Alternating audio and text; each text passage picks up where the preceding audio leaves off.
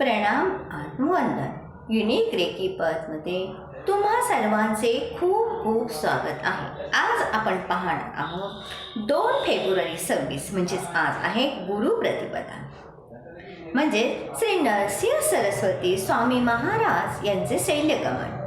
पहा, सद्गुरु चरित्रातील 53 अध्यायामध्ये ओवी क्रमांक 31 ते 35 मध्ये याविषयी सखोल ज्ञान माहिती आपल्याला देण्यात आली। आजच्या या पवित्र दिनाचे औचित्य साधून आपण ही माहिती पाहणार आहोत आणि सप्तचक्र ध्यान साधना करणार। चला तर व्हिडिओला सुरुवात करण्यापूर्वी गुरुर्ब्रह्मा गुरुर्विष्णू गुरुर्देव महेश्वर गुरुर साक्षात परब्रह्म तस्मै श्री सद्गुरुवे नमः। ब्रह्मांडातील सर्वदेवी देवता, साधू संत ऋषीमुनी, नवग्रहादी देवता, नक्षत्र देवता तसेच माझ्या कुटुंबातील सर्व सदस्य यांच्या चरणी कोटी कोटी आत्मवंदन। आज श्री गुरुप्रतिपदा। आज 2 फेब्रुवारी 2026 रोजी गुरुप्रतिपदा आहे। नमो सदा श्री गुरु नरसिंह सरस्वती महाराज। श्री नरसिंह सरस्वती स्वामी महाराज शैल्यगमन। गुरुप्रतिपदा या दिवशी श्री नरसिंह सरस्वती स्वामी महाराज कर्दळीवना मुक्त झाले। निजगमनात जाताना स्वतःच्या निर्गुण पादुका स्वामींनी श्री क्षेत्र गाणगापूर येथे सेवेकरिता ठेवल्या। बहुधान्य संवत्सर माघमास कृष्ण प्रतिपदा शुभ दिवस बृहस्पती होता। सिंह राशीस उत्तर दिशो होता सूर्यपै, म्हणजेच शिशिर ऋतू, कुंभ संक्रमण, लग्न घटिका सुलक्षण ऐसे शुभ मुहूर्ती गुरु आपण आनंदे प्रयाण करीते झाले।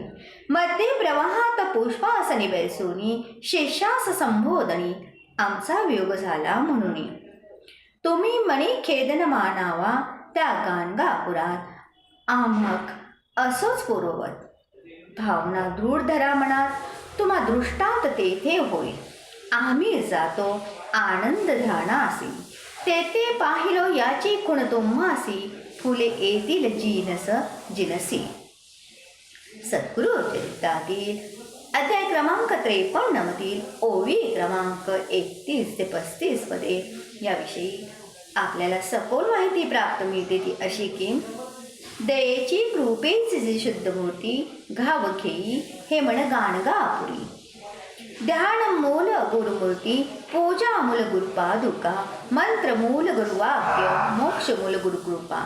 मा कृष्ण प्रतिपदा या तिथीला अतिव प्रेमादराने श्री गुरुप्रतिपदा असे संबोधले जाते। याचे कारणे असेच आहे।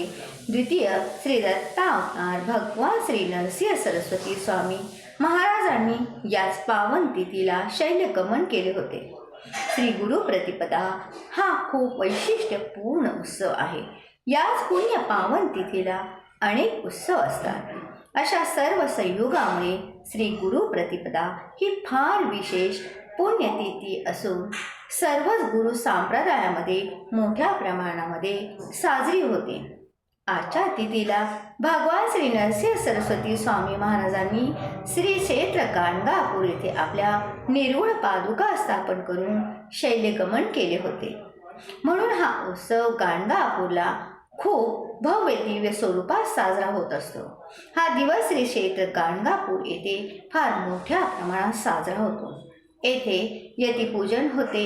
येथे देशातील विविध भागातून अनेक संन्यासी, उपासक, भक्त मोठ्या प्रमाणात यात्रा प्रसंगाने येऊन श्रीचरणी अभिषेक, पूजा, नैवेद्य व पालखी सेवेत सहभागी होतात। भगवान नरसिंह सरस्वती स्वामी महाराजांनी कृष्ण तीरावरील श्री क्षेत्र औदुंबर येथे एक चातुर्मास वास्तव्य झाल्यावर आपल्या विमल पादुका स्थापन करून वाडीला गमन केले होते।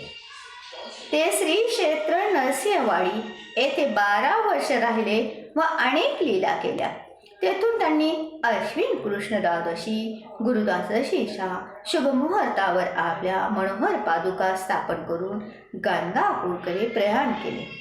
गाणगापूर येथे 24 वर्ष वास्तव्य करून आजच्या पावन तिथीला आपल्या निर्गुण पादुका स्थापन करून ते लौकिक अर्थाने श्री शल्य मल्लिका अर्जुन क्षेत्री जाऊन अदृश्य झाले. त्यांनी आपला देह ठेवलेला नाही, ते फक्त अदृश्य झालेले आहे. हा दुर्मिळ योगच म्हणावा लागेल. भगवान श्री नरसिंह सरस्वती स्वामी महाराजांचे साक्षात स्वरूप असणाऱ्या या तिन्ही पादुकांना विशेष नावे आहेत. अनेक भक्त नेहमीच या नावांचा अर्थ जाणून घेऊ इच्छितात, म्हणून या 3 पादुका संदर्भात संक्षिप्तपणे माहिती देत आहेत. विमल पादुका, मनोहर पादुका या पाषाणाच्या असून निर्गुण पादुका कशापासून बनलेल्या आहेत हे कोणालाच माहीत नाही. विमल पादुका सोडता बाकी दोन्ही पादुकांच्या नावाचे संदर्भ श्री गुरुचरित्रात पाहायला मिळतात. किंबहुना श्री गुरुचरित्रातील उल्लेखामुळेच त्याची ही नावे रूढ झालेली आहेत. औदुंबर येथे भगवान श्री नरसिंह सरस्वती स्वामी महाराजांनी एक चातुर्मास आपल्या अनुष्ठानात व्यतीत केला होता. त्यांच्या त्या एकांतवासाचा संदर्भ घेऊन औदुंबर येथील पादुकांना विमल पादुका म्हणत असावे, पण या नावाचा उल्लेख श्री गुरुचरित्रात नाही. विमल म्हणजे अत्यंत शुद्ध, कोणताही मल दोष नसणाऱ्या पादुका.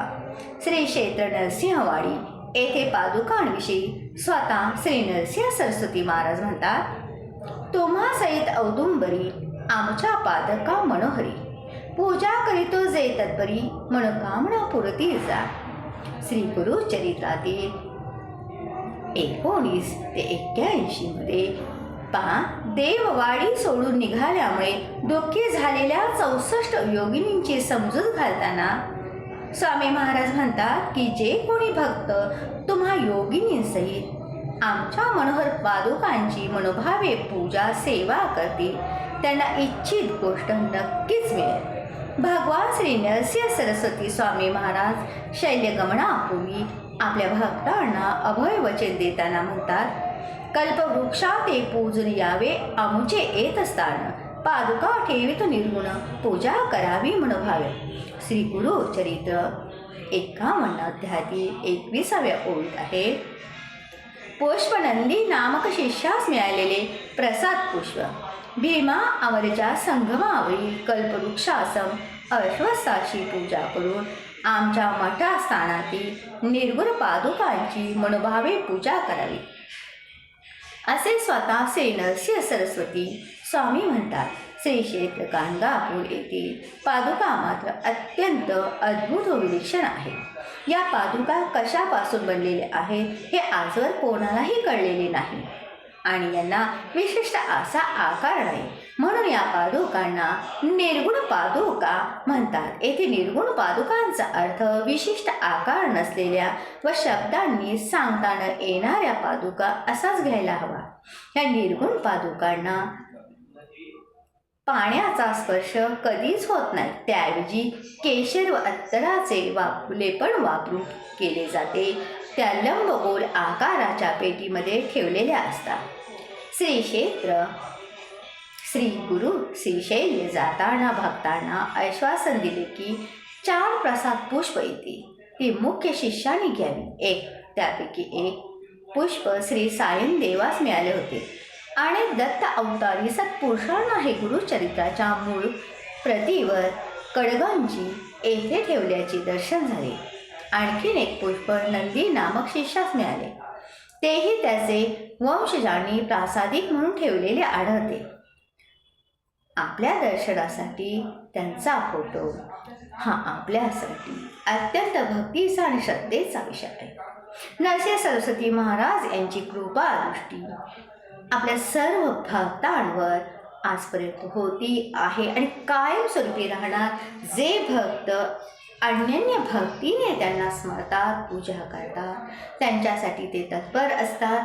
सर्व वैश्विक ऊर्जा त्यांच्या ठायी वास्तव्य करते. म्हणूनच कोणतीही साधना भक्ती करताना गुरूंची कृपा, गुरुतत्वरूपी ऊर्जा अत्यंत महत्त्वाची आहे. ही ऊर्जा ग्रहण करण्यासाठी मन सात्विक असणेही तेवढेच गरजेचे आहे. जय जय रघुवीर समर्थ, जय सद्गुरु. ओम श्री गुरुदत्ते श्रीपाद श्री वल्लभाय नमः. ओम श्री गुरुदत्तात्रेय श्रीपाद श्री वल्लभाय नमः. जय सद्गुरु.